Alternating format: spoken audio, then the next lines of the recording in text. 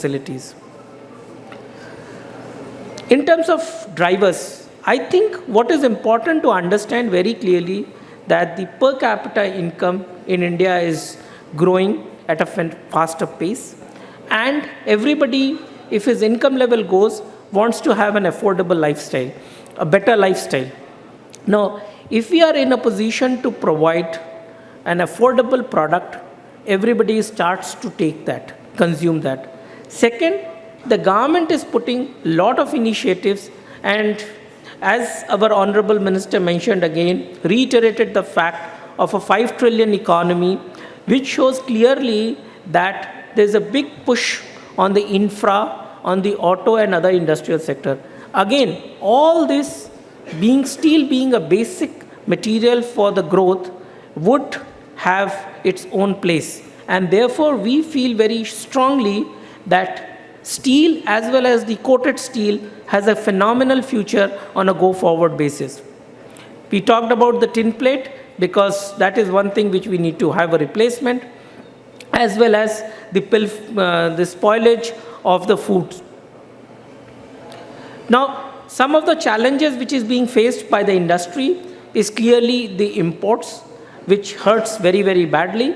And as our country is not putting the restrictions, many other countries have put the restrictions. So therefore, what is important is to get that policy in place and ensure that our capacity utilization gets enhanced.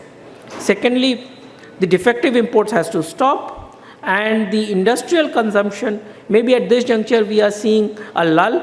We need to have some strong demand levers to be pulled so that the demand gets improved. And what is also happening, that the inventory levels also are at a high level. And because of inventory levels being at such high level, there is a drop in the realization. Effectively, if you look at it, steel again is a business. If your realizations go down and your consumption is low, you are unable to utilize your capacity, that starts to impact the financial health of the sector. Therefore, it is very pertinent that we need to ensure together that we create an environment whereby we get in a better situation, demand moves up, and the products can be consumed so that everybody starts to benefit out of it. On top of it, we all know that the global environment is going through these various trade wars between China and US, also keeping the steel pricing little subdued, as well as impacting the demand. So therefore, what we feel at JSW, that there's a great future ahead for all of us.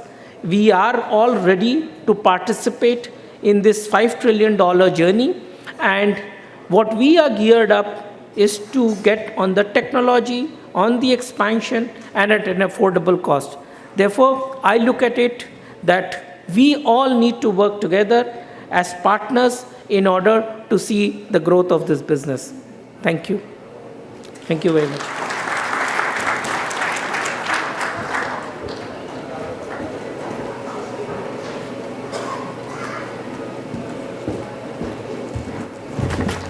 Thank you very much, sir. Once again, a round of applause to thank sir. Thank you so much, sir.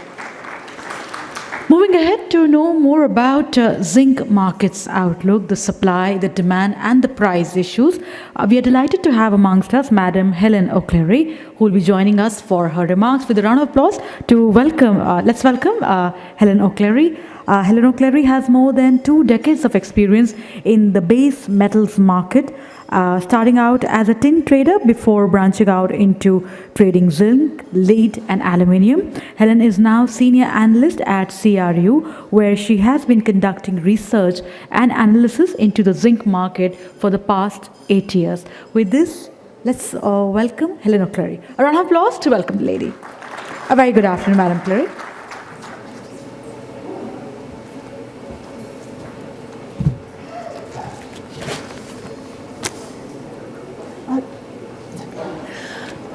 Hello, thank you very much. It's my great pleasure to be able to present to on zinc to this galvanizing conference, given the huge importance of the galvanizing sector to the zinc market as a whole. CRU is an independent research and analysis company focusing on commodity markets, including zinc and steel. And this presentation will draw on our analysis of the refined zinc market and the steel sheet market. We estimate that galvanizing accounts for around 60% of total global zinc demand, which means that around 8 million tons of refined zinc was consumed by the galvanizing sector last year. Within this sector, we believe that around 5 million tons was consumed by sheet galvanizers and the balance by general galvanizers. There's no doubt that zinc's sacrificial properties can enhance and prolong the life of steel in many forms, but even so, it must still remain a cost-effective solution. The surge in zinc prices we saw last year certainly made it more difficult for galvanization to be specified in certain projects, and we believe that there was some substitution for paint or other low-cost coatings in order to reduce costs. In this presentation, I'm going to take a look at the reasons behind zinc's recent price movements and share our forecast for the market balance and prices over the next few years. So first of all, let's start by taking a look at our forecast for mine supply, zinc mine supply going forward. Zinc's mine output fell below 12 million tons in 2016 following the exhaustions of a couple of large mines and cutbacks at some of Glencore's mine assets in 2015. Although global mine output has been a little slower to recover than initially expected due to ramp-up issues at some projects, the supply squeeze is now behind us. We estimate that global mine supply reached 12.29 million tons in 2018.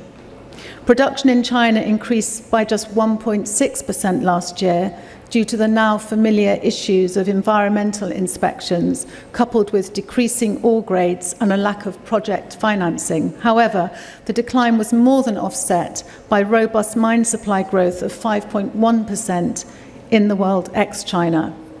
This year, we're seeing a general trend of production forecasts being revised lower due to slower ramp-ups or delays at a number of projects. This has been partially offset by production increases elsewhere, and we're now forecasting a 3.2% increase in global mine supply this year to 12.65 million tons, with the world ex-China growing by 3.4% and China by around 2%. We expect growth to accelerate in 2020 thanks to robust growth in the world ex-China, although Chinese mine output is expected to remain flat. In the latter years of our forecast, we're expecting the majority of growth to come from China. Production forecasts which have been revised lower due to slower ramp-ups and delays include the two largest new zinc mines, New Century Tailings and Ramsberg. We now estimate that committed new ex-China mines and redevelopments could add almost 900,000 tons of zinc by 2023. In addition to this, mill expansions and production increases could add almost 800,000 tons, around 350,000 tons of which is at HZL's Indian operations. At the same time, we're forecasting that contractions and closures could cost the market almost 900,000 tons of lost production by 2023. Within these numbers, we see ex-China mine output peaking in 2021 at 9.56 million tons before declining to around 9.24 million tons by 2023 as price-induced cutbacks take their toll. As you can see from the chart on the right, Iran's Mehdiabad is by far the largest mine project in our probable category, and this would be a game changer if it were to come on stream. We recently completed our roundup of 2018 Chinese mine supply and estimate that the full year total was 4 million tons, down from 4.17 million tons in 2017. We estimate that the top 50 Chinese mines will drive a large proportion of 2019 growth, and we're expecting Chinese mine output to increase by around 3% this year to 4.23 million tons. Over the medium term, we expect Chinese mine output growth to be dominated by expansions as opposed to new mines. So we are confident that mine supply will continue to grow for the next couple of years, but will smelting capacity be sufficient to treat all of the concentrate that will be produced? Mine supply growth will far outstrip smelter capacity growth over our forecast period, and this will lead to growing concentrate surpluses. However, even though there will be insufficient smelter capacity to treat all of the available concentrate, we believe that there will still be more than enough refined output to meet demand. We estimate that global refined zinc production decreased by 1.4% year-on-year in 2018 to 13.27 million tonnes. Although ex-China smelter output increased last year, in China it fell by 4.7%. This year, we are seeing the opposite. Smelter output in China has returned to growth, whereas ex-China smelter output has disappointed in the first half of 2019, with lower than expected production in South Korea, India, and at Nyrstar's European smelters.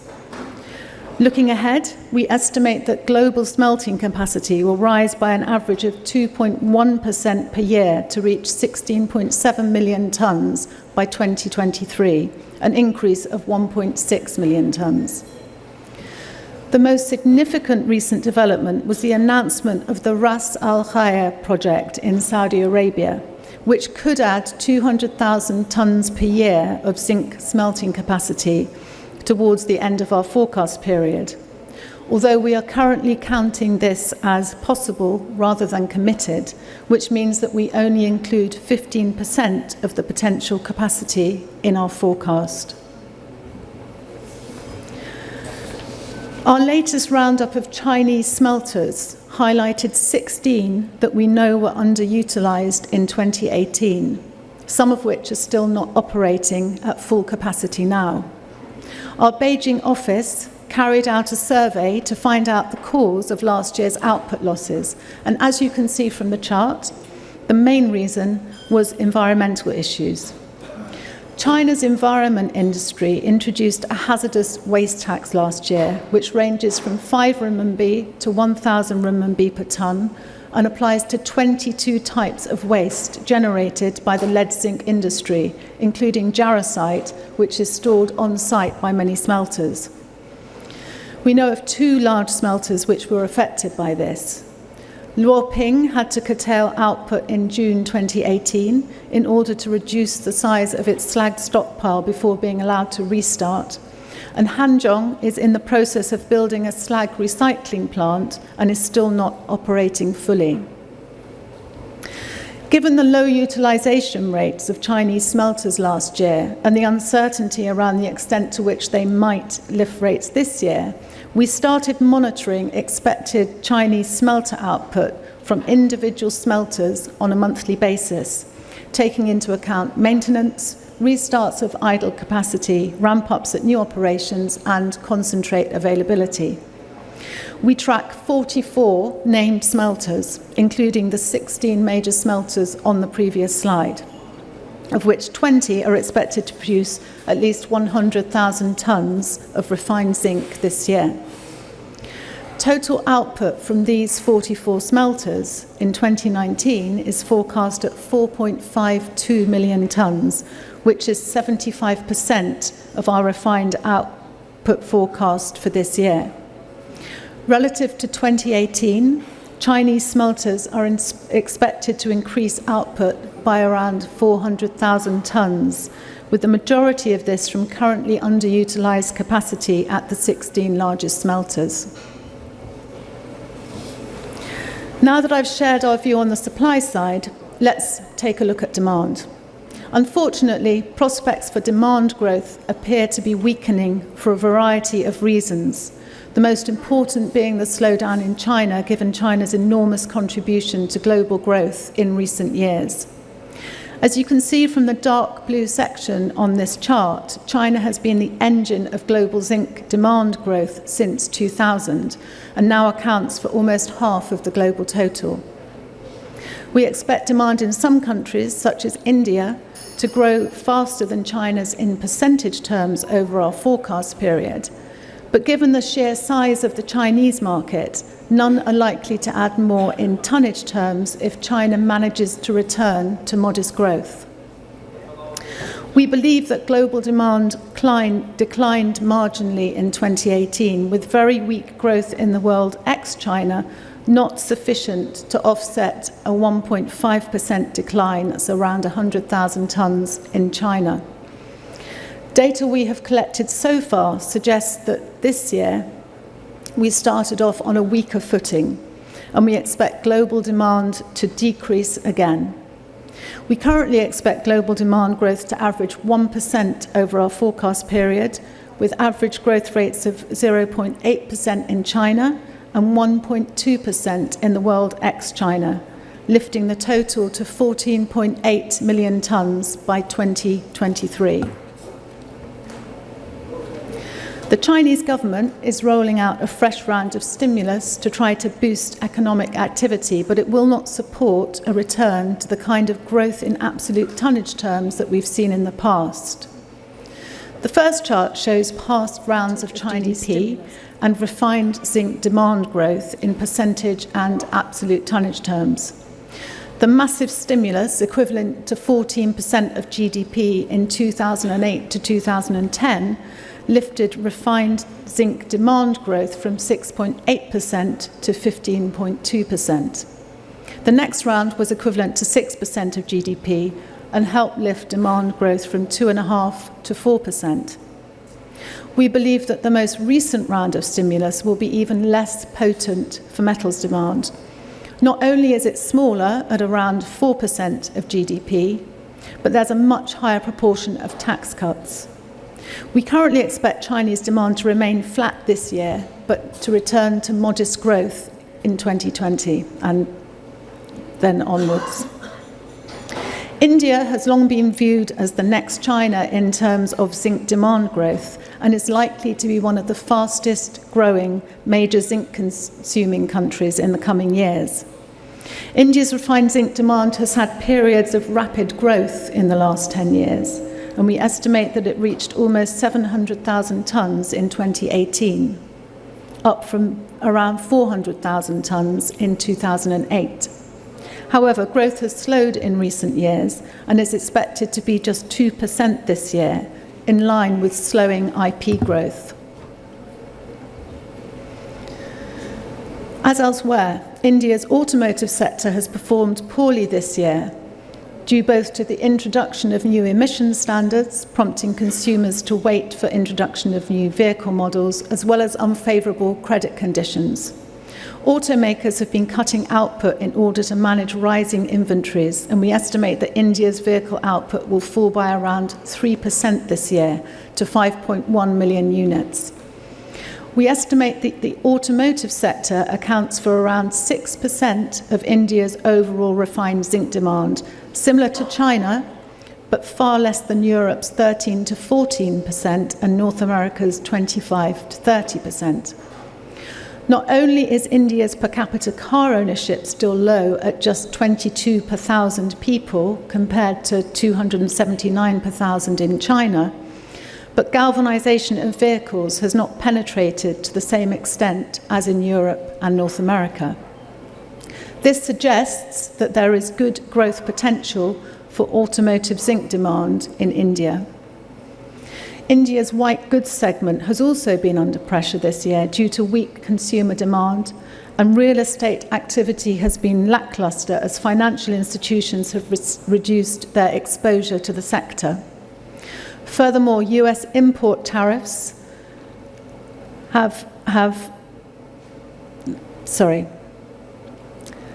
US import tariffs on global steel products and tit-for-tat trade actions between the USA and China have had a knock-on effect across the rest of Asia and led to new challenges for both exporters and importers.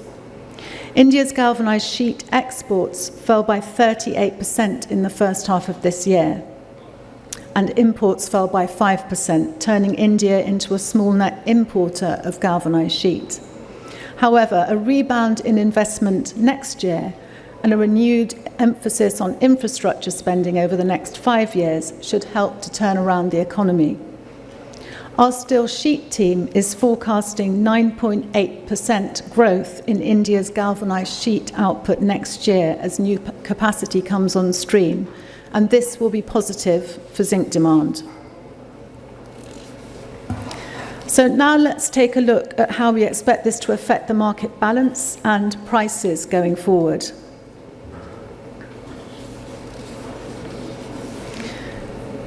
So before we look at our forecast for the global zinc market balance, I'd just like to talk a little bit about expected developments in the Indian market specifically next year. As HZL's mine output ramps up to an estimated 970,000 tonnes in 2020, we expect smelter capacity to increase accordingly and are forecasting record refined zinc output of 930,000 tonnes next year. This will cement India's position as the world's third largest refined zinc producer and close the gap on South Korea, the current number 2, which is forecast to produce just over 1 million tonnes of refined zinc in 2020. India has only once been a net importer of refined zinc in 2016, and as smelter output growth will outpace demand growth this year and next, we expect India's refined zinc net exports to grow. Although they are unlikely to reach their 2011 record of almost 270,000 tonnes, we expect them to reach almost 200,000 tonnes next year. Now, turning back to the global market balance, this chart shows the recent turnaround in zinc supply. With over 1.2 million tonnes of fresh mine supply set to arrive this year and next, concentrate surpluses will continue to build over the medium term. However, the metal market has been a little slower than expected to return to balance, and although we expect small surpluses to materialise in the third quarter and fourth quarter of this year, the whole year, 2019 full year, will remain in a modest deficit overall. The grey area to the right of this chart shows expected price-induced cuts to mine output, which we believe will be necessary to bring the market back to balance as concentrate and refined metal surpluses build. The last 3 years of refined market deficit greatly depleted stocks built up since the global financial crisis. Our numbers suggest that these exceeded 2 million tonnes of zinc at their height. Although LME stocks are still at critically low levels and zinc's price on the LME is in backwardation, metal premia have been relatively stable. As the refined market will soon return to surplus, we believe that zinc prices are already past their peak in the current cycle. And while there may be some price support in the near term due to very low levels of global exchange stocks, we expect zinc's price to fall in the second half of this year. Prices will then continue on a downward path until 2021, at which point we estimate that price-induced supply cuts will once again become a major feature of the market. So in summary, we believe there's potential for a significant build in concentrate stocks over the next 5 years, but by the mid-2020s, reserve attrition will drive a requirement for new mine project development. Global demand growth is likely to slow, but China could still add the most in absolute tonnage terms from 2020. We expect the refined market to return to modest surplus next year and for surpluses to build over our forecast period. Prices will come under pressure until reserve attrition begins to support them in the longer term. Thank you very much.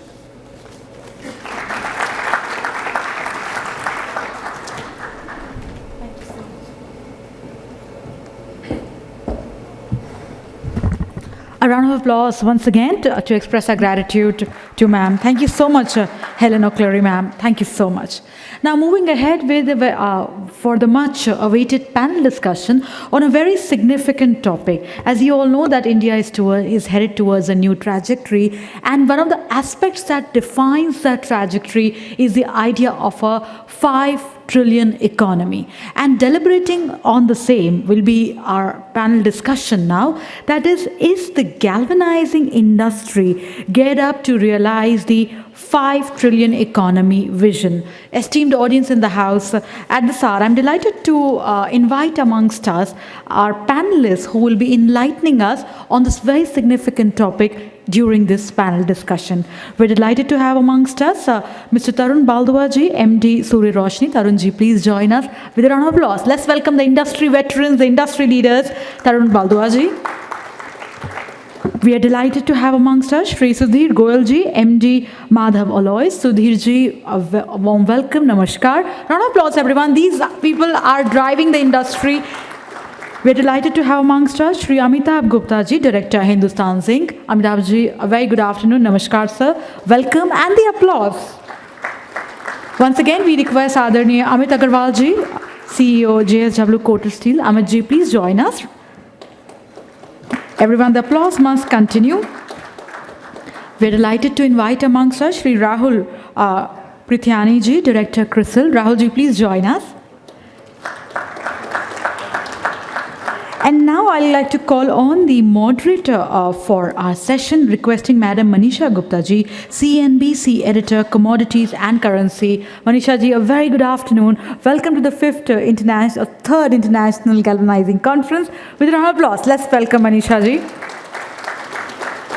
And now, with the presence of our moderator for our panel discussion, Manisha Gupta-ji, our much veteran and distinguished panel present amongst us, Tarun Baldua-ji, Sudhir Goyal-ji, Amitabh Gupta-ji, Amit Agarwal-ji, and Rahul Prithyani-ji, I request our moderator, Madam Manisha Gupta-ji, to begin the deliberations as we all look forward to learn together as to how far the galvanizing industry will take us to achieve the aim of 5 trillion economy. Over to Manisha ji and our panel. Taaliyan ek baar fir once again sabke liye.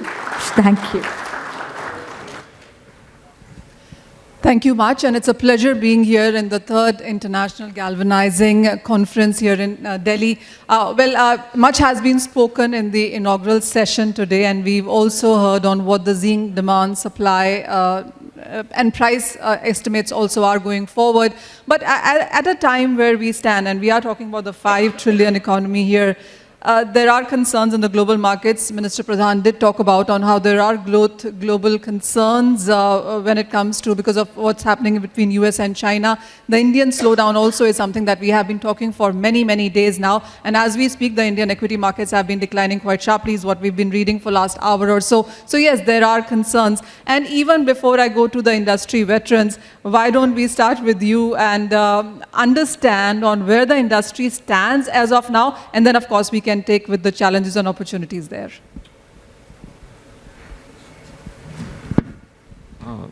Thank you and good afternoon, everybody. The way we look at, I'll put things from CRISIL perspective. Current scenario is we are clearly going through a cyclical downturn, is what it appears. If you look at the 2-3 key legs of the economy, one is clearly the investments, where again you have the private sector as well as the government. I think there we are clearly seeing some slowdown happening in terms of investments. There are certain state-specific issues with respect to what we've seen in AP, etc., which is again, souring the mood in terms of investment. Private sector capex, because of the weak balance sheet, the problems on the funding side, and the demand also seeing some degree of slowdown. I think we all are seeing some impact of that, as and when, things are progressing.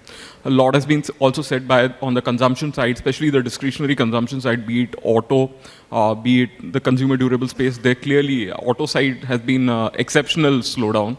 So I think it's taken a lot of us by surprise.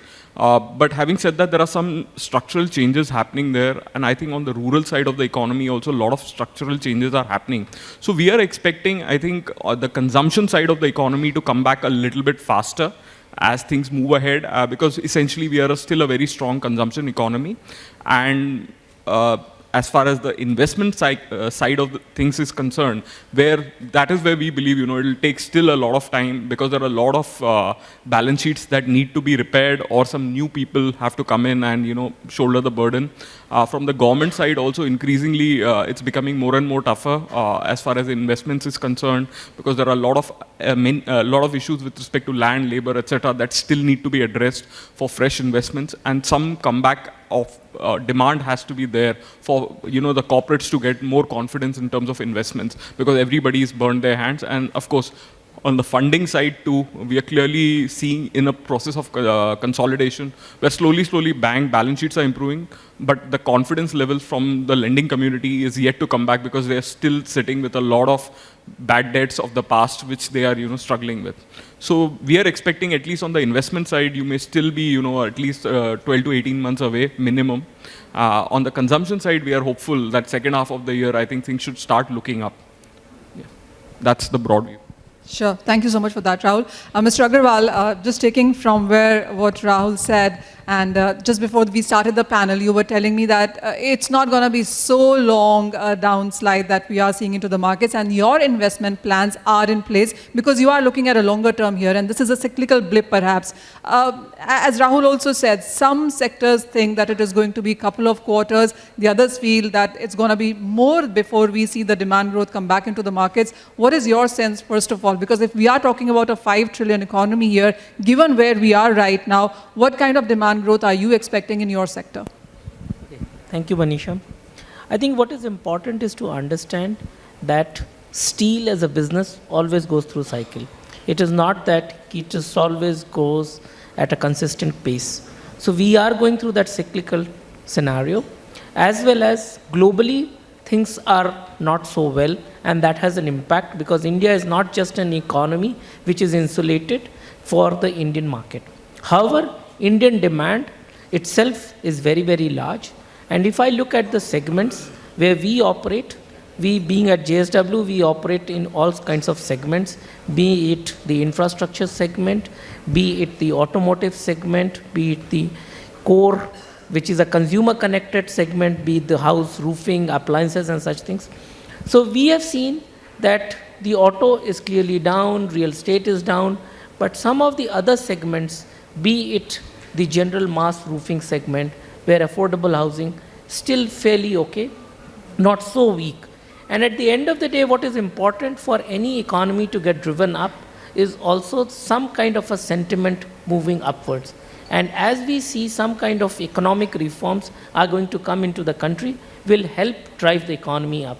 As far as our investments, as I elucidated, that our investment cycle is completely intact. And we strongly believe at JSW that you need to invest now in order to gear up for the times to come when the demand grows up, and to meet all the requirements of the country. And therefore, we feel very confident that our investments are going to happen in the right time frame in order to enable us to meet the demand of the country. All right, that was quite positive, yes.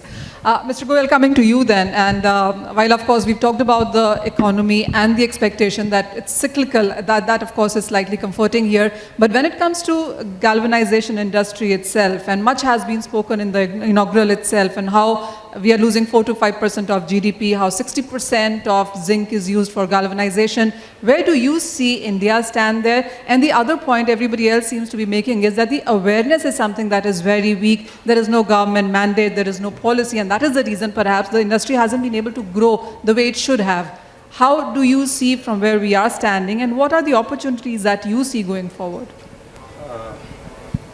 Thank you, Manisha. I believe that in whatever cycle we are there in country now, in terms of galvanizing or in terms of coated steel, we are hardly somewhere, if we compare ourselves with the world, we are hardly somewhere in between 15 to 20%, I believe. All the data that have been presented till now, everybody is showing that in India, coated steel demand has to grow in any case. But the awareness part is lacking. We have to create awareness.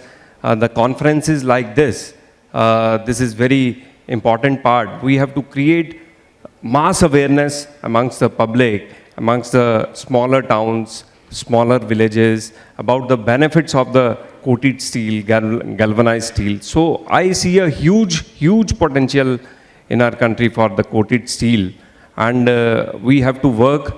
And one more thing is there are no standards available. In BIS, there are no standards available for coated steel, be it flat products, be it long products. So there is absolutely strong need So to when we develop those understand standards. all of these concerns that are there, why haven't they been addressed until now? Again, we are into evolution mode. So Since we are when? we are from underdeveloped to developing and moving towards developed. So it's I believe that it is purely evolution part. So we are going to develop all the standards. I believe that very soon they will be developed. Amit, I just want to, Mr. Amitabh, this one I want to come to you with. From what Mr. Goyal said, if you just take that on and elaborate on that, on why are we so delayed in getting the mandate in? We were looking at the numbers on what per capita consumption of India in this sector is, and that is really low. We are behind many countries here. What is being done and why hasn't it been done yet? I think the way to look at this is that we are a very price conscious people. When we go to a car showroom, we look at the price first, then we look at the brand value or the trust or the mileage, etc. That's the way we are built, right? And that sort of takes into, and if you look at the long-term benefits of galvanization, that doesn't come across. We have overpasses falling and, people dying, and coastal areas where car galvanization, etc. was spoken about. Compliance is very low. I think there are some regulations in place, but it is the compliance which really hurts, and there are methodology of checking that compliance is very poor. That hurts. Very simple example one can give is that 25 to 30% of the overall zinc steel goes into into rebars. Of that 25 to 30%, hardly 0.1% is galvanized. Nobody wants to use galvanized steel. So it's the immediate price that we end up looking. This is a McKinsey study that, the Indian consumer always looks at price first before anything else. And that's one of the fundamental reasons. We don't look at the total cost of ownership, whether it's a building or a car or a overpass. That's what sort of holds us back. Otherwise, the per capita consumption, it's 1/4 of where the world average is. So that's the answer. Mr. Baldua, the same question to you as well. So when it comes to price sensitivity, as we are put in that bracket, how cost efficient is galvanizing? Is there a way that it is being worked on, or how it can be brought to a level that there is better awareness and better acceptance of it? Thanks, Manisha. I really appreciate what Amitabh said, that Indian mentality is the cost consciousness. So costing is very important for us because not because we want to have a good infrastructural development, but because we have a constraint, is a resources constraint in India. So the resources is major important part where we need to see the financial reforms first of all. If we would like to do the development of India, then we have to have the financial reforms, because NBFC, you might have seen this time that NBFC scams were there. And because there are no structured guidelines for NBFC from the Reserve Bank of India. And that has affected most of the NBFC where they have arranged the short-term finance and given for the long-term finance. So there is a mismatch of the finance. So first of all, we have to provide the resources to the Indian economy, Indian public, Indian consumers, so that we can get the more consumption of steel, zinc and everything. Number one. Number two, as far as the Indian slowdown is concerned, I am saying that slowdown in India is much more than the global as of now. Because first we were seeing that there is an election, then the demand will come. Then we were thinking, oh, no demand. Then there is a budget, then demand will come. So basically what has happened, that still we are going on the subsidized economy type of situation, where subsidies are increasing. Of course, we all are thinking that subsidies should be reduced, but it is increasing day by day. Again, this 6,000 for farmers subsidy. So that direct subsidy should be reduced, and help from the this materialization help should be provided. Like you can increase the MSP, so farmers can get the more grow and more money. So growth of economy will be there from that. As far as this slowdown is concerned, I feel that part of it certainly is a slowdown, but part of it is fueled by the thinking and by the afraidness that, and people are not coming forward. So that is there. As far as my business is concerned, we are in a pipe business, and government has come out with a good schemes like Ghar Ghar Jal, Ghar Ghar Nal. तो जो नल और जल से जो use होने वाला है, तो that will create a good demand for galvanizing also. Of course, as in last session, Mr. Duggal said that this zinc is a greener product. And of course, it is a greener product. And we have to think about that the water, potable water uses must be from steel and galvanized zinc products, rather than this PVC, CPVC and plastic products.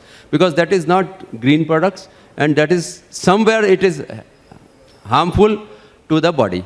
So there are still there are a lot of opportunities available for increase in demand for zinc and steel in the economy. Thank you. Thanks. Mr. Gupta, coming back to you, and while of course the slowdown is now, but zinc demand in India really hasn't been growing so much.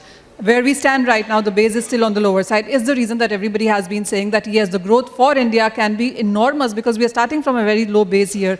What has been the growth in last many years? Are there any projections that you guys are putting out in sense of growth going forward?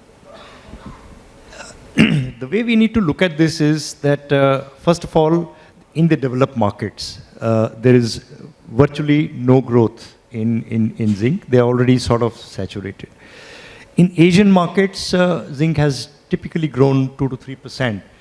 Indian market is very closely linked to the steel industry, and steel industry typically has grown 3-4%, 5%, and zinc has grown even better than that.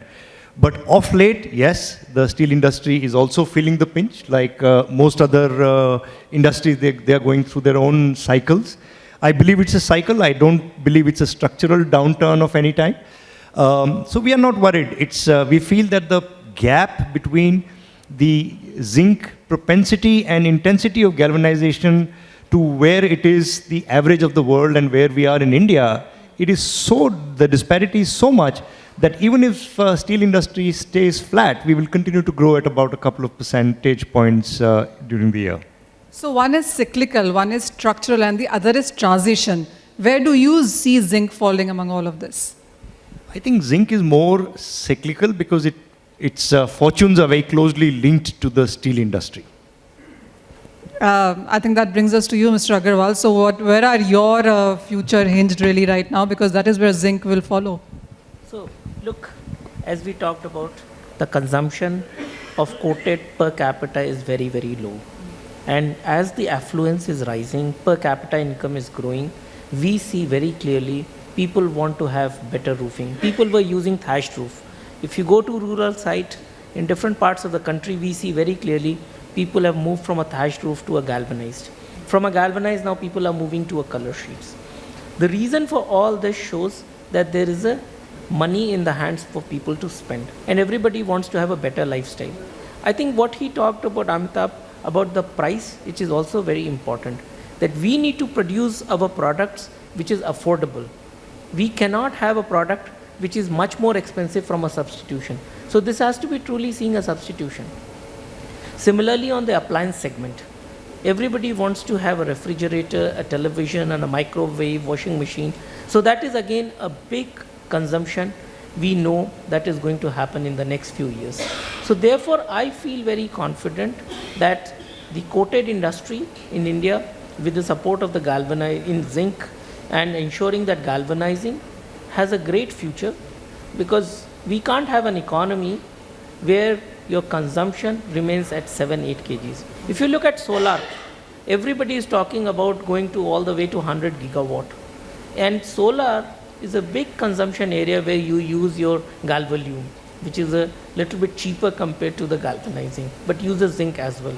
So therefore, what we see is an opportunity through improvement, product innovation, you will see and drive this demand up. Okay. Rahul, I want to talk to you because plenty has been spoken, and since you are the one who studies data, looks at numbers, looks at growth, and the way things are moving as well, what is your sense on what this industry needs going forward? Because the theme of the discussion is, are we set for a 5 trillion economy? What is the benefit, or what is this sector going to really contribute going forward into that? How prepared is this sector from what you heard? See, clearly, I think that was mentioned earlier also, it's actually a lot of things are in place already, but the compliance in many areas leaves a lot to be desired. I mean, specifically, I can give you a few examples. If you look at highways, road crash barriers, I think the implementation has to be a lot more, uniform across the board. I think there are strong case for, galvanizing, using zinc in many of those applications. Then in many areas with respect to infrastructure, I think there is a lot of spending happening on the railway side. A lot of new applications are coming up. There are big plans of investment where government funding is there. I think that clearly presents a very, very big opportunity going forward. Also on the automotive side, there are some areas, where you can have an increasing penetration. And of course, the growth will come back. I mean, can't be the way it is in recent times. On the consumer durables, as Amit mentioned, that again presents an opportunity. Investments in solar. So in a lot of these areas, I think there are going to be more and more opportunities. And as was mentioned, price is a key determinant. But in many areas, compliance has got to come with price. So we have to ensure better compliance. Whatever norms are set, they should be complied with. And even it was also mentioned with respect to the imports earlier.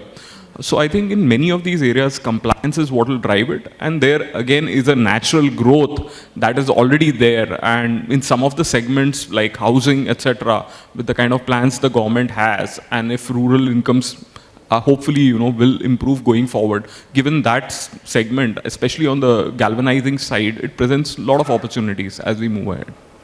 Mr. Goyal, this one is to you. And while, of course, we were listening to that presentation, and the expectation is that the zinc prices going forward are not going to run up too much until 2023 is what I understood from that presentation that was just given before our panel started. So what is your sense with the price sensitivity taken off, even if the prices stay from where they are, cost efficiency, something that we have been talking about already. So what would you see as an opportunity and a challenge going forward for the sector now?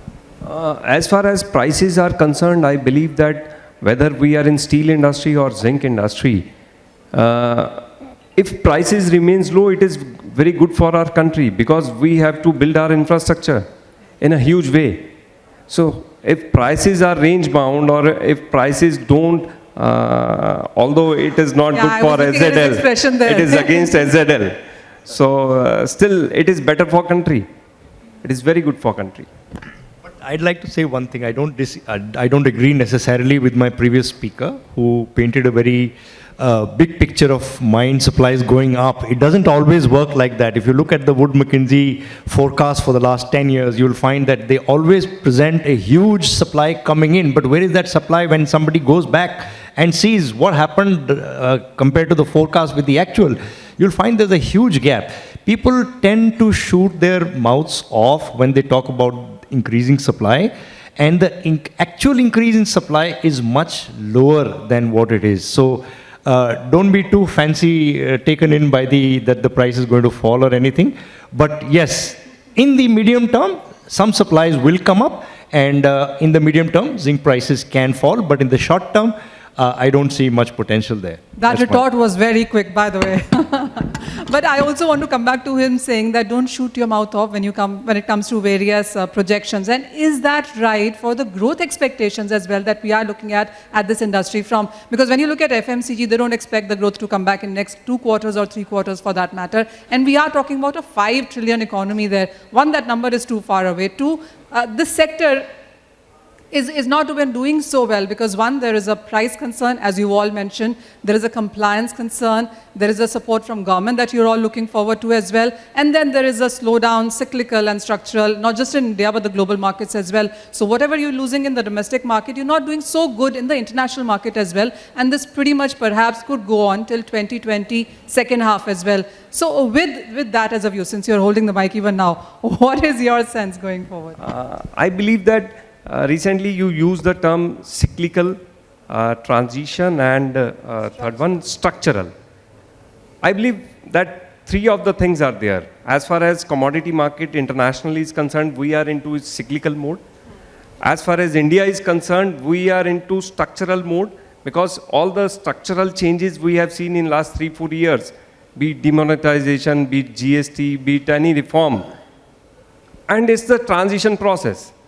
We all want reforms, we all want developed India, but we have to cross through the transition period. So I believe that this is the transition period. This may take 1 year, this may take 6 months, this may take 1.5 years, but we will come through this transition in a very shining way.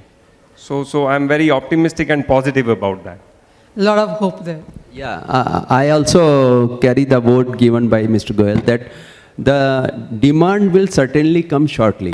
I believe that because there are too many events where the rains were also a very big event in this country since last 2 months, and there were no demand. So I believe that the normal demand which was happening is not there. That is 20% lower than that, and that will pick up by Diwali or some 2 months later, and there will be a demand, and we will see a good future for infrastructure and all developments in the, which government is also taking some of the big projects. So there will be a demand within a quarter. Well, absolutely. As Rahul was pointing out earlier, that infrastructure is going to be big agenda with the government. But Rahul, come in on the reforms, because almost every sector seems to be looking at reforms right now. What is it that this sector needs from the government? I think clearly, I mean, if I were to put it in a very straightforward manner, I think a lot of reforms with respect to, if I were to look at it from a demand angle, I think spending on government projects in a timely manner and a lot of implementation challenges that we see in many of the projects, maybe some of those can be, addressed and expedited. Of late, we've heard are not going the way they should. So some of those... Railways is another thing. Railways, another one. So in many of these areas, as long as government spending happens, I think that will be a big help on the demand side. Of course, the other end I already mentioned, on the compliances that are there. I think to a large extent it is there. Maybe a few areas probably, one can still look at. But I think implementation of and enforcement becomes a big challenge. I think that is another area that, one would need to kind of, address. And thirdly, from a third angle from the demand standpoint, again, is the funding scenario that we have today, by and large for individuals, for industry. I think that confidence needs to be there. And clearly, you're seeing challenges. I meet a lot of people on the funding side. I think the confidence is not there. Clearly, in the PSU segment, to kind of lend, and the recent experiences that we've seen. So people should be taking decisions and taking decisions faster. So I think that is what is required. Well, a lot of confidence is what I've seen on the panel, though. Let's go with that. Mr. Agarwal, a couple of things that the minister mentioned. One was that from the third largest energy consumer in the next 1 decade, India would be the biggest energy consumer. And that much of the demand would come in from manufacturing. The second point that he was making was that galvanizing industry growth, which is right now at 4 to 5%, has all the makings of going double digit there. How do you look at both of these statements? What is your, how do you break it down, and what is your reaction or analysis on this? So look, in terms of energy demand, as the manufacturing grows, energy demand is there. And to reach the 5 trillion, you need to have a very strong manufacturing growth. So therefore, I see that statement as absolutely valid statement, and we all need to work together to get there. I think what is important also is to see the liquidity which is not being made available today. So that liquidity which is not being made available in terms of the entire supply chain process, if the liquidity starts to come in, it starts to get a momentum. And when you get a momentum, people start perceiving things are moving in the right direction, automatically the demand will come, spending will start. I think we need some kind of a kicker to come in order to start the drive. And as far What as... kind of a kicker? Sorry? What kind of a kicker? When you say you need something, what exactly is that? So in terms of some government reforms, some sentiment improvement has to happen that we are getting back onto the ship. Otherwise, what will happen is, in a doomsday, people keep on saying, oh, it is not working, it's not working. When somebody starts to say it has started to work, the confidence gets built up. I think that is very, very important. In terms of the galvanizing, if you look at it, the growth is so important. When you are at 7 kg, you want to aspire to go to a 20 kg. I think double digit is already given. You don't have to do anything. So therefore, we all believe that as an industry, there's a great potential for us. The platform is there, and we need the right framework in order to get it moving. That's what we look at. Thank you. Okay. So what is your sense, Mr. Baldua? When we keep talking, we keep coming back to the same thing, that we need a framework in place here. I understand the point about compliance and implementation, etc. But what framework are we exactly talking about here? Basically, I am... Boost to growth. Is that what we are looking at? Yeah, just the framework for growth. The framework for growth, I am really very, very optimistic because of the various government schemes. But simply, there is a financial disorder which is going on in the country just now. So because of that, we are lagging behind. But that will certainly correct shortly. Various measures RBI is also taking in place. And I believe that it would be hardly 6 months' time. We will start seeing the growth once again. But this is overall, for all the overall economy, when we talk about liquidity concerns, compliance, growth concerns, etc. For the sector, essentially, what would you want to see? No, for the sector, essentially, the compliance is very, very important. Where in our industry, everyone knows there are BIS standards. And BIS standards saying something, and we normally produce substandard material in the industry at a loss.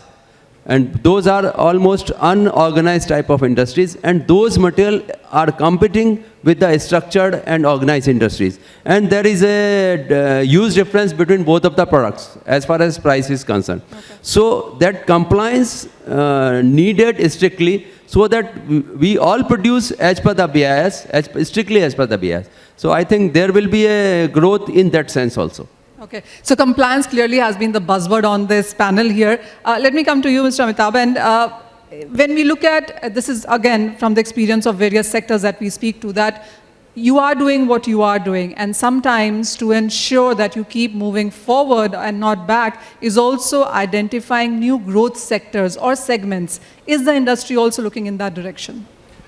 Yes, absolutely. I think it's critical that we look into more and more value-added products. So we are expanding our portfolio. So we were about 17 and 18% of our total portfolio was on the VAP segment. And now we want that in the next 3 years, we want to go to 50%. So more and more value-added products, alloys, etc. we would like to roll out in our portfolio, because we would like to be a one-stop shop for the needs of all our customers, and we will continue to innovate and get into more and more zinc and zinc-related products, which are not just plain vanilla zinc. Okay, so now I'm going to come to all of you for a final comment, really, and nobody says compliance because we've heard that. Rahul, starting with you, what is that big opportunity and a challenge that you see as this sector moves ahead into being an important part of the economy and growth?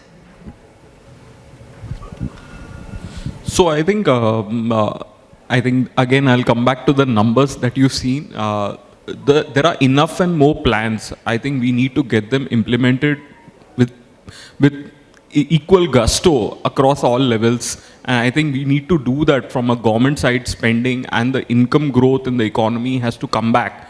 and things will start happening. And given where the sector is and the penetration levels, I think there are a lot of opportunities that anyway will, come along with it. So the bigger growth element has to happen.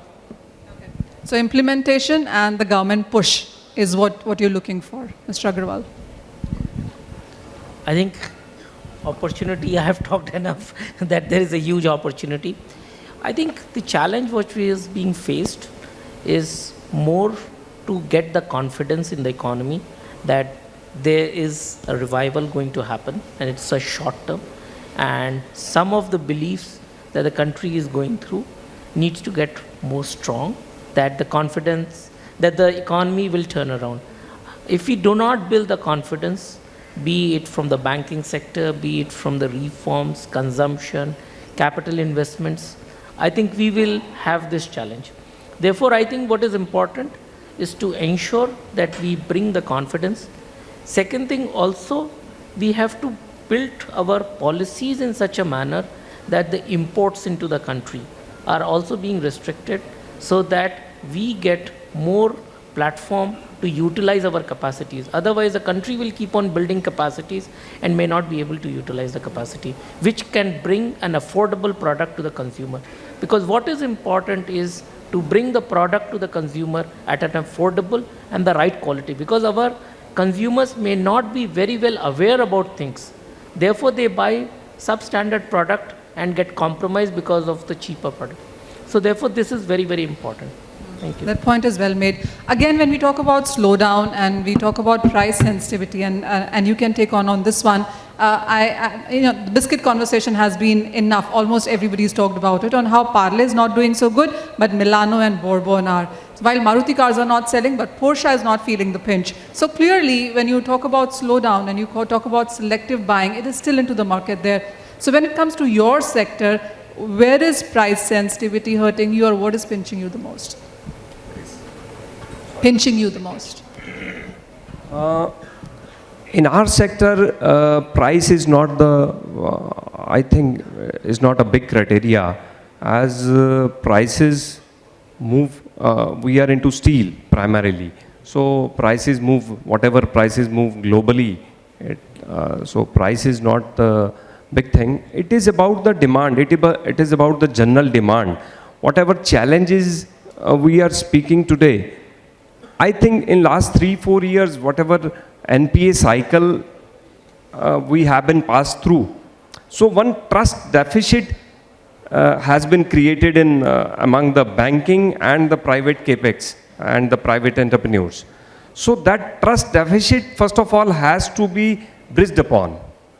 One confidence has to be given from the government side, from the banking side, so that private capex should come forward and pump in the money into the system and building up the new capacities. So I believe that is the most important thing where the government can play a bigger role. Sure. So credit financing and working capital. My take is that, we talk about recession. I am not so sure if there is a real recession. I know real estate and auto industry are passing through a very bad patch. Now, I think there is something structural going on in these two industries in particular. A lot of legislation, a lot of things. So there are some structural changes going on. But if you really look at the economy, we are still growing at 6% or 5.5%, or even somebody says 5%. How many countries in the world are growing at 5%? So I don't know if we are really going through a recession or not, barring some pockets. And, we tend to overhype these real estate and auto segment in particular, rather than, we can't paint everything in the same brush. Having said that, I think we also need to caution the government, which is also seems to be getting strapped in terms of cash availability and, getting into more and more frontiers of new taxation. I'm a little apprehensive about this because they've already spent in 40% of the year, they've spent 80% of their budgets, etc. So one is a little concerned. And if oil prices start boiling, I don't know where the money is going to come from. So some more taxes could come in. So one needs to be a little cautious about what the government will do in these times. In particular, I don't understand when the whole world is getting into a protectionist kind of a mindset, why India is rushing into RCEP and other big, large players to come into the country in such a large way with zero duties kind of structure. I'm not sure if that is the right thing. Those would be my words to the government. Sure. Mr. Baldua. You are right, Amitabh. That's why I think that RCEP matter is now slowed down, and country is not really ready to go to the RCEP with China particularly. So that is one. Second thing is the slowdown. As I earlier also said, that slowdown is only for a period of time where mindset is there that there is a huge slowdown. Otherwise, I see as an industry, I see that the pipeline down the line are vacant. They are vacant. There is no stock available with dealers, sub-dealers, retailers, and consumer even. Yes, we industry are having huge stocks and keeping them. So once this sentiment is improved, so all pipeline is lying vacant, and that will surely and jump up like it has gone down in 2 months. With the same phase, they will jump up to get the product in the market. So I feel that is, of course, this data of this commercial vehicle confusion in the mind whether it is a slowdown at industry level or not. So, but I am optimistic. So what are you doing to ensure that the demand continues, demand grows? Yeah, the demand growth, we are simply working on that. Of course, if I see the demand for this 5 months data as compared to the year on year, still we are having 11% growth in our product. So if we are saying there is a slowdown everywhere, I don't see that. Number one. Number two, as far as steel consumption and zinc consumption is concerned, we have to go with a large campaign that we should use that steel-based and zinc-based pipes and infrastructure to have the longer life, better life in infrastructure. I simply say for Amitabh that wherever steel is consumed, there zinc can be consumed. So there is a huge opportunity for the zinc consumption. So there is opportunity. What we need is confidence. Growth is there. Selective slowdown also, but compliance is something that needs to be implemented more strongly. And the government support is something that I think everybody has spoken on how that really needs to be done. I think with that, we are ready to hand it back to you. Thank you. Well, what an interesting session that was. A round of applause for that. Thank you so much to all the speakers, our moderator for the session. And at this hour, may I invite on Mr. Vishal Kothari, MD, Khosla Engineering Limited. Mr. Vishal, join us here on stage. Please do the honors of presenting a small token of gratitude from our side to all our speakers and moderator for the session. Vishalji, once again, good afternoon, welcome. And sir, please present it. We have the memento for Shri Tarun Baldua sir. Tarun sir, please step forward to accept the small memento from our side, and the applause must go on. Tarunji, thank you so much. Gratitude, Shri Sudhir Goyalji. Sudhirji, thank you so much for all those insights during the panel discussion.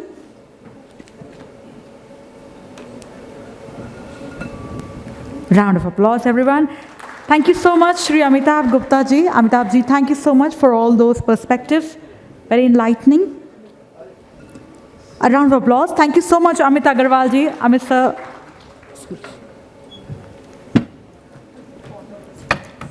Amit ji, once again, thank you so much. Thank you so much, Rahul ji, for all those very interesting insights during the panel discussion.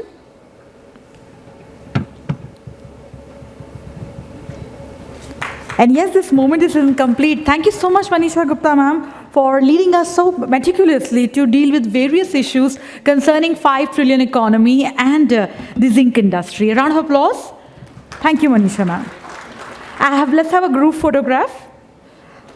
And as the photograph goes on, I would like to invite on Helen O'Clery ma'am. Helen ma'am, please join us on stage. Please join us here on stage for a moment.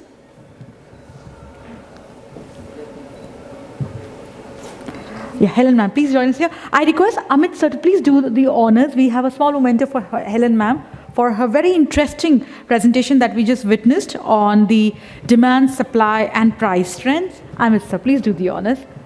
Our speaker before the panel discussion. And an applause, everyone. Come on. Thank you. Thank you, Amit sir. Thank you so much, Helen ma'am. Once again, thank you so much, Vishal ji, for doing awesome. Vishal sir for doing all the honors.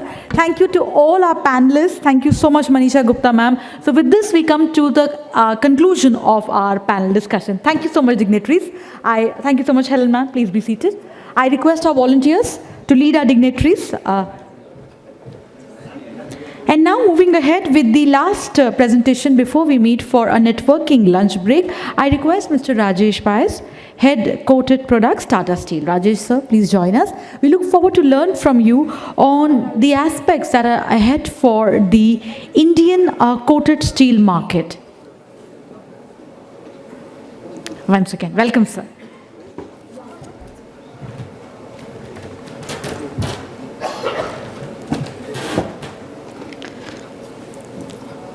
Thank you. Good afternoon, gentlemen, and my dear friends.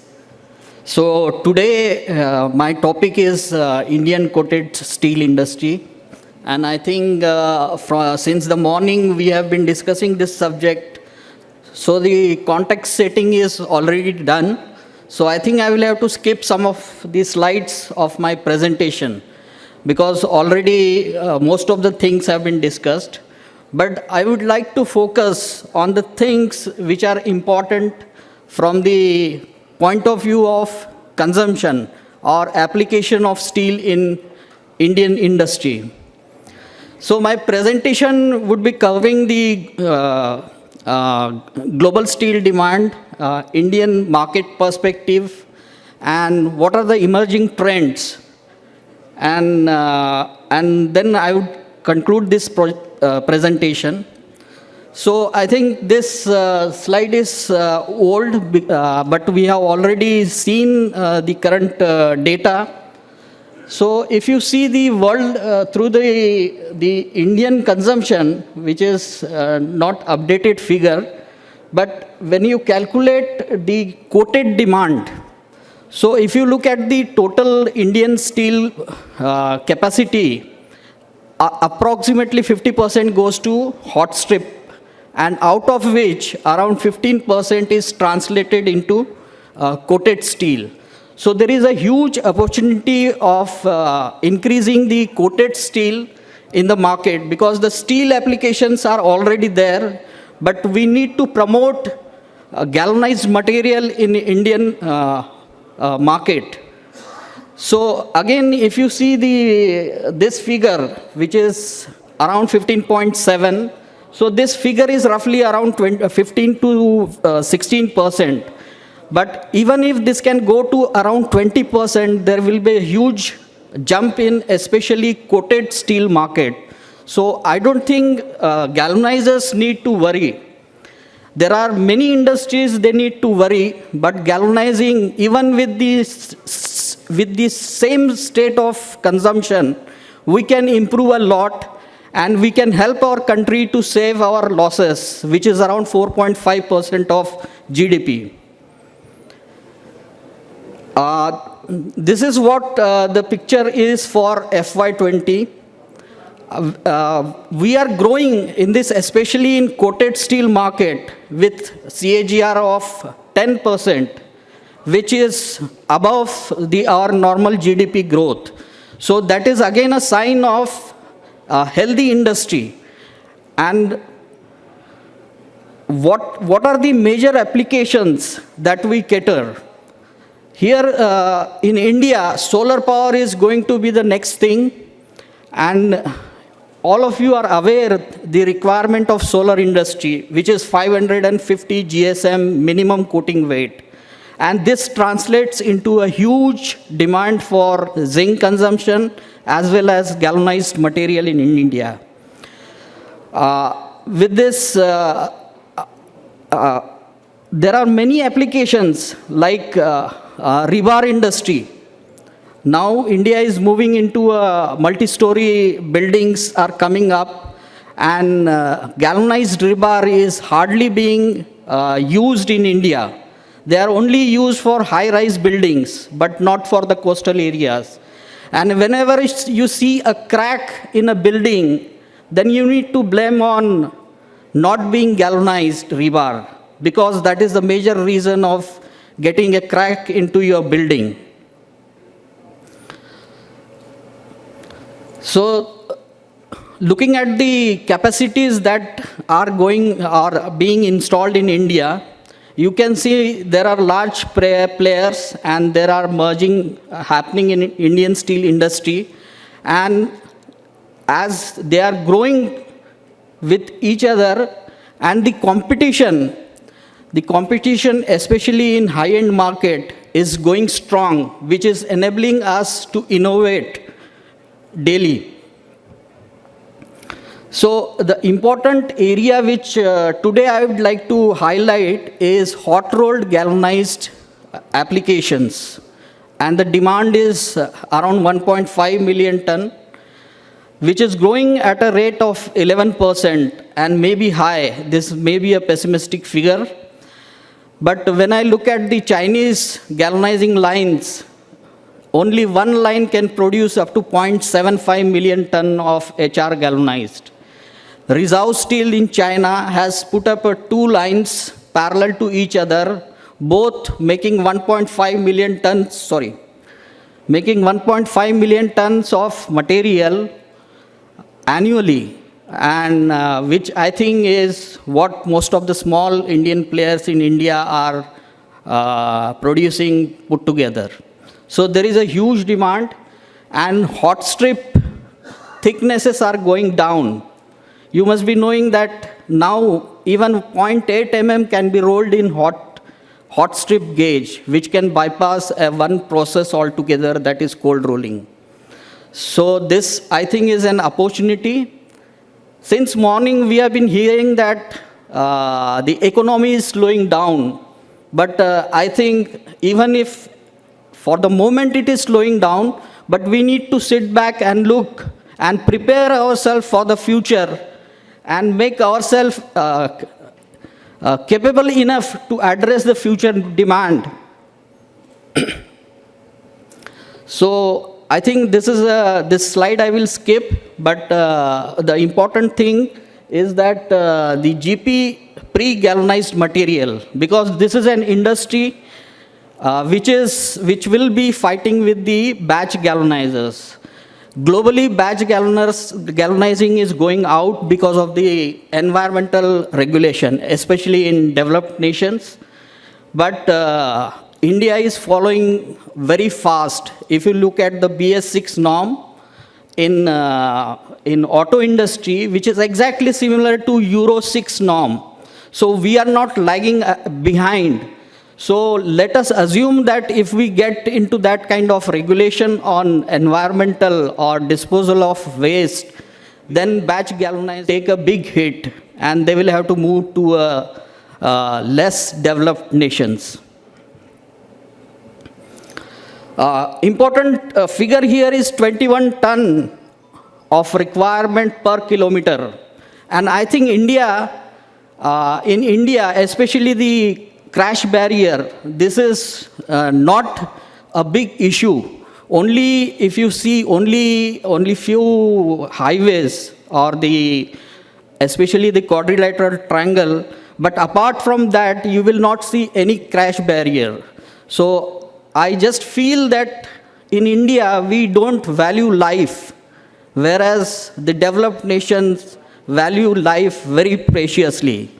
And the way India realizes gradually, and you will see the crash barriers coming around the roads, and the today's industry will not be able to feed the requirement of only crash barriers in India. So we need to gear up for this.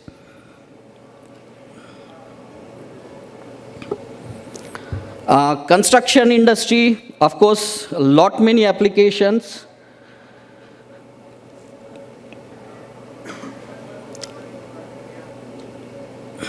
I will skip some of the slides because of the paucity of time. I will focus on some important aspects which I want to emphasize in my presentation. Look, there are various coating options which are basically offered worldwide.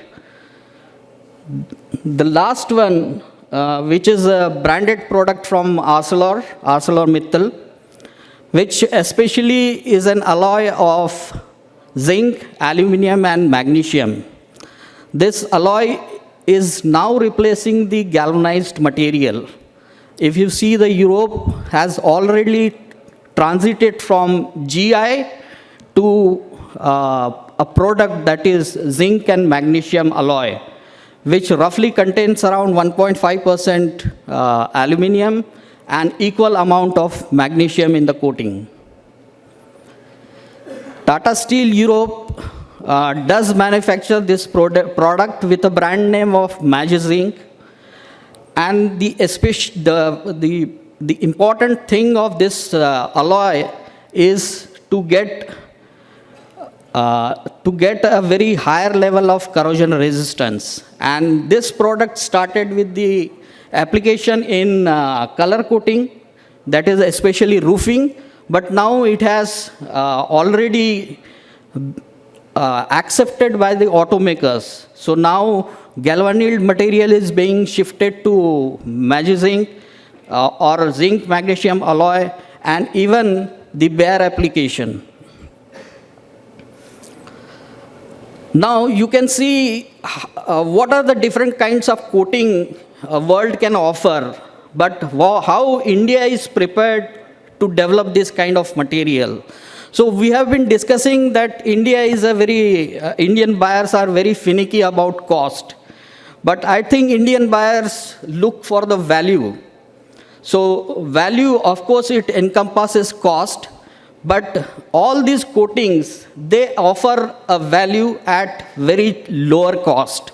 So there is an incremental cost, but the value you get is more than what you pay an extra for that.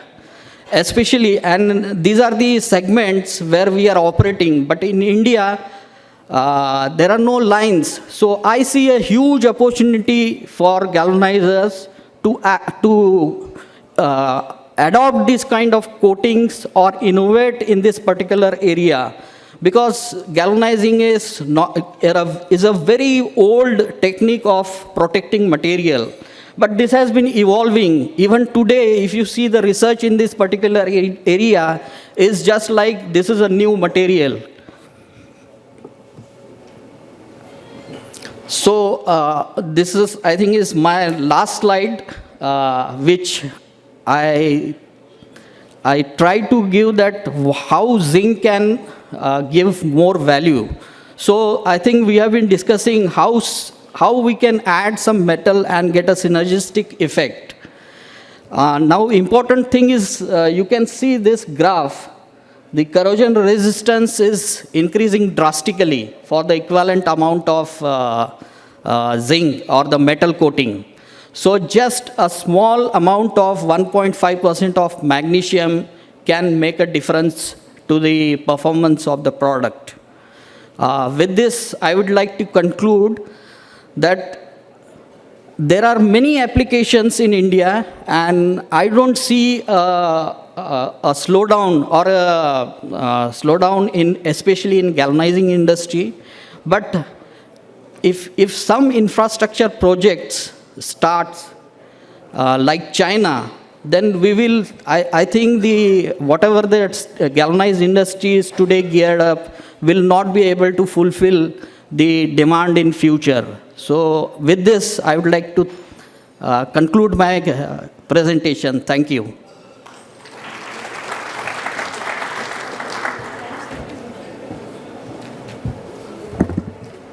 A round of applause to thank Rajesh sir. Thank you so much. Rajesh sir, please be here.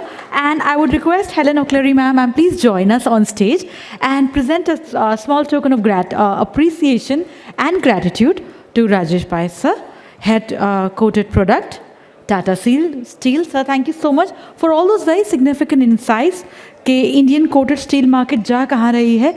Round of applause, जोरदार तालियां हो जाएं. Thank you. Sir, photograph. Helen ma'am, the photograph. Thank you so much. So, distinguished audience in the house, with this we now join in the pre-function area for a networking lunch break. The lunch break is only for half an hour. So, from 2:30 p.m. onwards, I'll start requesting you all to join us, assemble back here in the hall. Please join us for a refreshing lunch break. Feel free to visit the exhibition area. We have all the stalls outside. Please do visit the stalls also. And we have some very exciting, interesting agenda lined up for the post-lunch break session. 2:30 p.m. Hope to see you all. Have a refreshing lunch break. Thank you.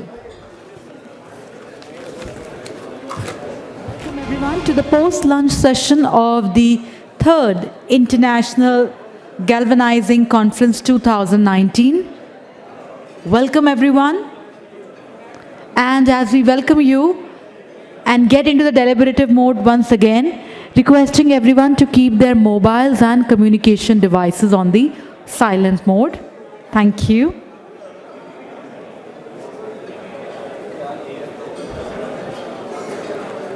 Once again, welcome everyone. Now, in this post-lunch session, we'll be looking at scope of zinc-rich coating, metallizing and galvanizing in the Indian Railways. And for this topic, we have amongst us Shri Anurag Yadav ji, Executive Director, Track, Ministry of Railways. Once again, requesting everyone, please join us inside. Kindly be seated.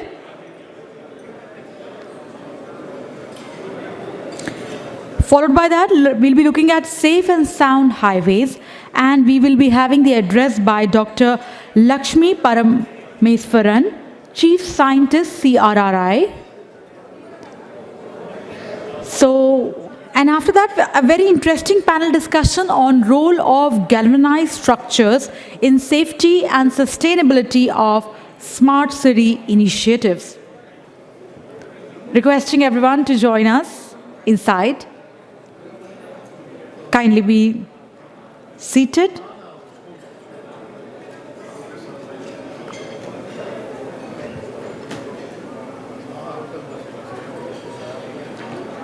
Okay, well, I guess I request Mr. Anurag Yadav, sir, please join us here on stage, and we look forward to